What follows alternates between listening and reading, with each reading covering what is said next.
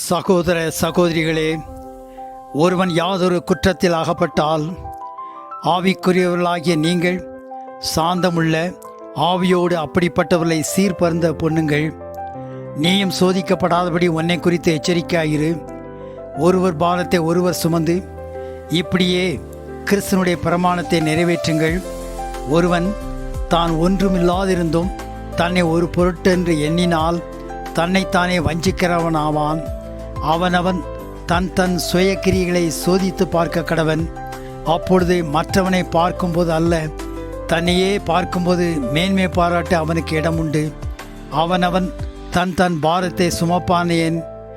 மேலும் திருவசனத்தில் உபதேசிக்கப்படுகிறவன் உபதேசிக்கிறவனுக்கு சகல நன்மைகளிலும் பகிர்ந்து கொடுக்க கடவன். மோசம் போகாதீர்கள். தேவன் தம்மை பரியாசம் பண்ண ஒட்டார். மனிதன் எதை விதைக்கிறானோ அதையே அறுப்பான். தன் மாம்சத்துக்கென்று விதைக்கிறவன் மாம்சத்தினால அழிவை அறுப்பான். ஆவிக்கென்று விதைக்கிறவன் ஆவியினால நித்திய ஜீவனை அறுப்பான். நன்மை செய்கிறதில் நாம் சோர்ந்து போகாமல் இருப்போமாக. நாம் தளர்ந்து போகாதிருந்தால் ஏற்ற காலத்தில் அறுப்போம். ஆகையால் நமக்கு கிடைக்கும் சமயத்துக்கு ஏற்ப யாவருக்கும் விசேஷமாக விசுவாச குடும்பத்தார்களுக்கு நன்மை செய்ய கடவோம். ஆமேன். ஆண்டவர் நம்மை ஆசீர்வதிப்பாராக. ஆண்டவரின் அன்பை பரப்ப லைக், ஷேர், சப்ஸ்கிரைப் மற்றும் கமெண்ட் பண்ணுங்க.